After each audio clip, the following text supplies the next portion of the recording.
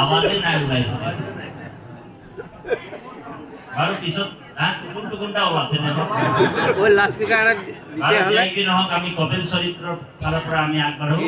ভক্তি যুগৰ শ্ৰেষ্ঠতা কপিলে দেৱহতী মাক কৈছে হে মা তুমি সদায় জীয়া মানুহৰ নিচিনা থাকিবলৈ চেষ্টা কৰিবা কপিলক কৈছে এই কপিলে কৈছে দেৱহতীক মা কি কৈছে হে মা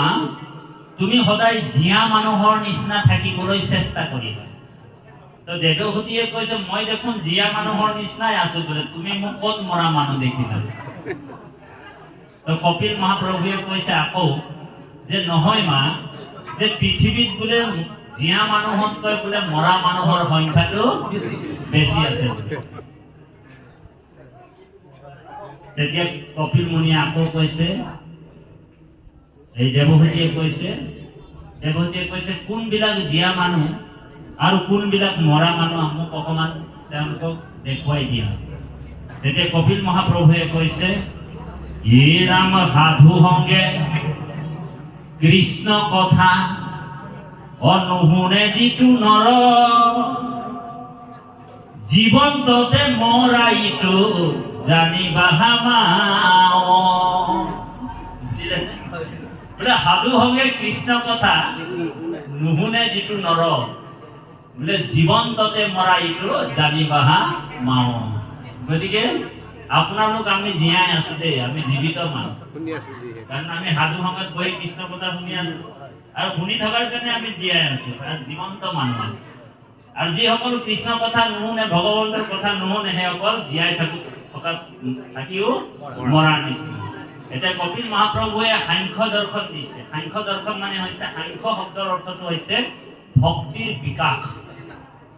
ভক্তি বৰ্ধক আৰু এই কপিল মুনিৰ চৰিত্ৰৰ ওপৰতে কপিলে দেৱহতী মাক ভক্তি কেনেকা বৃদ্ধি পায় ভক্তি কেনেকুৱা বাঢ়ি যায়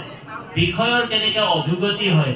এই লেসনটোতে আমাৰ বৰ টান লেসন কিন্তু এইটো বৰ টান লেসন দেখোন এইটো বুজাবলৈ বৰ টান হয় যদিও আমি চেষ্টা কৰিছো আপোনালোকৰ কৃপাত গতিকে ইয়াতে কৈছে মা দেৱহতীক কৈছে হে মা আবে শুনা যেন গতি সকাম কৰ্মৰ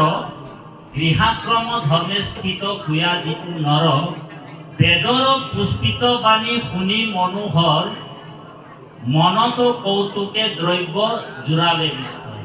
তাৰমানে বেদৰ কথাৰে বেদৰ ফুলজৰিত ভুল গৈ কিছুমান মানুহে সকাম কৰ্ম কৰে সকাম কৰ্মৰ দ্বাৰা তেওঁ প্ৰবৃত্তি আৰু নিৰ্বৃত্তি যিটো পথ যিটো নিৰ্বৃত্তি পথটো তেওঁ এৰি প্ৰবৃত্তি পথত তেওঁ মানে অগ্ৰসৰ হয় আৰু বাৰে বাৰে যিটো সকাম কৰ্মত তেওঁ মানে থাকি তেওঁ মুখ মানে ভগৱন্তৰ পৰা তেওঁ বিমুখ হৈ যায় বুলি কৈছে সেইকাৰণে বেদৰ মাৰ্গ দুটা আছে এটা হৈছে কৰ্ম মাৰ্গ এটা হৈছে জ্ঞান মাৰ্গ আৰু এটা মাৰ্গ সুপ্ত মাৰ্গটোৰ নাম হৈছে ভক্তি মাৰ্গ যিটো লুকাই আছে আৰু আমাৰ জগতগুৰু শ্ৰীমন্ত শংকৰদেৱ আবিৰ্ভাৱ হোৱাৰ পিছত এই বেদৰ যিটো মূল মাৰ্গ যিটো ভক্তি মাৰ্গ এই ভক্তি মাৰ্গটোক গুৰুজনাই টানি আনিলে কাৰণ বেদত ব্ৰহ্মাই 4 বাৰ মানে প্ৰমাণ কৰিলে তিনিবাৰ প্ৰমাণ কৰিছে বেদতনো কি আছে বেদেনো কি কৈ আছে এই বুলি বেদ ভগৱন্তৰ নিশ্বাসত হৈছে বেদক তেতিয়া ব্ৰহ্মাই প্ৰমাণ কৰিবলৈ চেষ্টা কৰিলে বেদত কি বস্তু আছে বেদৰ আচল গুপুত ধনটো কি বেদৰ গুপুত বিত্তটো কি ব্ৰহ্মাই মানে 3 বাৰ যেতিয়া বেদ পঢ়িলে ব্ৰহ্মাৰ নিচিনা বিজ্ঞানী নাই দে বাপ 4খন মাথা থকা মানুহ 4টা মাথা থকা মানুহ কিমান আৰু আগবাঢ়িব আমাৰ এখন মাথাৰে আমি ইমান আগবাঢ়িছো হেলিকপ্টাৰ বনাই দিছে মানে উৰাজাহাজ বনাই দিছে তো 4খন মাথা থকা মানুহ কিমান মানে আগবাঢ়িব কাৰণ সেইজন হৈছে সৃষ্টিকৰ ব্ৰহ্মা সৃষ্টিৰ দায়িত্ব লৈ আছে বেদক 4 বাৰ প্ৰমাণ কৰিলে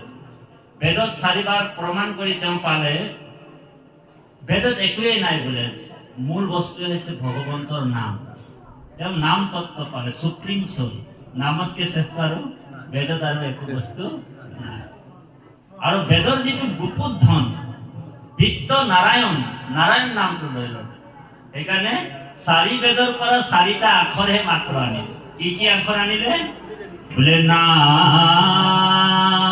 ঋগু ঋগবেদৰ পৰা নাটো লৈ আনিলে ঋগবেদৰ পৰা হয়নে বোলে না ঋগু সামেয়া না ঋগু ৰাজৰ্জু सामेया परिकीर्तिता अथर्वेनो मुनियो वदन्ति नारायण বেদৰ পৰা 4টা বস্তু লৈ আনিলে কি না ঋগবেদৰ পৰা নাটো আনিলে ৰা যজুৰ্বেদৰ পৰা কি আনিলে এটাই শব্দ আনিলে কি আনিলে ৰা লৈ আনিলে সামেয়া সামবেদৰ পৰা কি আনিলে ইয়টো আনিলে ইয়াটো আনিলে আৰু অথৰ্বেন অথৰ্ব বেদৰ পৰা নটো আনিলে কাৰণ বেদৰ গুপুতটো আমি বিচাৰি নাপালো হেতেন ব্ৰহ্ম বিজ্ঞানীৰ কাৰণে তেওঁ ৰিচাৰ্চ কৰিলে আৰু ৰিচাৰ্চ কৰি চালে যে বেদতনো কি আছে বোলে অকমান চাই লওঁ বোলে বেদত তেওঁ প্ৰমাণ কৰি দেখুৱাই দিলে যে বেদত আৰু বেলেগ বস্তু নাই বেদত কি আছে বোলে ভগৱন্তৰ নামেই শ্ৰেষ্ঠ দিছে সেইকাৰণে সকলোৱে গাব দেই এ 4 বেদৰ 4 অক্ষৰ এ হাৰকাহিয়ানি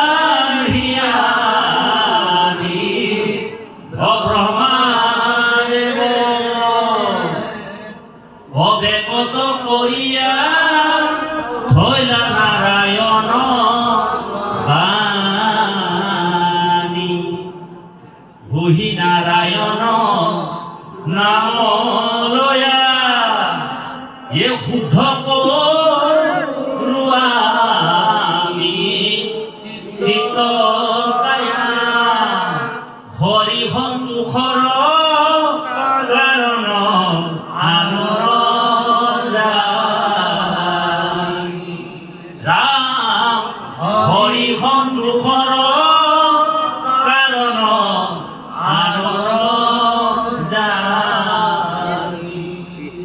বেদৰ গুপুত বিত্ত নাৰায়ণ একেবাৰে সুলভ মাৰ্গটো আনি দিলে তথাপিও মানুহসকল যদি কিবা এটা কৰি কৰ্ম মাৰ্গ কৰিছে সেইটোক আমি ভুল ধৰিব নাপায় কোনোবা কৰ্মকাণ্ড কৰিছে বৈদিক ধৰ্ম পালন কৰিছে কৰক বাৰু কাৰণ কাৰো ধৰ্মটো নিন্দা কৰাটো আমাৰ ধৰ্ম হ'ব নোৱাৰে কিন্তু সেই কৰ্ম মাৰ্গটো কিন্তু জটিল মাৰ্গ কষ্টকৰ হয় সেইকাৰণে ভগৱন্তৰ কৃপা কৰি আৰু ব্ৰহ্মায়ো কৃপা কৰি একেবাৰে সুলভ মাৰ্গটো আনি দিছে যাতে নাম লৈ কিনে জীৱসকল তৰণ উপায় হওক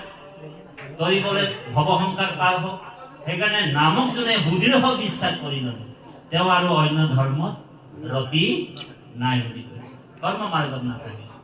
তেওঁ নামত সুদৃঢ় বিশ্বাস কৰিছে যে নামে মোক তৰাব হয়নে বা সেইকাৰণে নাম ধৰ্মটো কোনে মুকলি কৰি দিলে আমাৰ নাম ধৰ্ম কোনে মুকলি কৰি দিলে আমাৰ জগতগুৰু শ্ৰীমন্ত শংকৰদেৱ অকল জগতগুৰু শ্ৰীমন্ত শংকৰদেৱ ক'লে নহ'ব বোলে পৰম গুৰু শ্ৰীমন্ত বোলে অকল পৰম গুৰু শ্ৰীমন্ত শংকৰদেৱ ক'লেও নহ'ব বোলে মোৰ গুৰু শ্ৰীমন্ত শংকৰদেৱ বোলে মোৰ বুলি ক'লে আৰু বেছি আপোন হৈ যাব সেইকাৰণে বাহিৰে ভিতৰে উচ্চ কণ্ঠেৰে সেই গুৰুৰ নাম ল'ব লাগিব উচ্চ কণ্ঠেৰে কওক জয় জগতগুৰু শ্ৰীমন্ত শংকৰদেৱ কি ৰকম মানুষ ৰে গুৰুৰ নামটাও নিতে নাই পাৰছে আওয়াজে নাই ওলাছে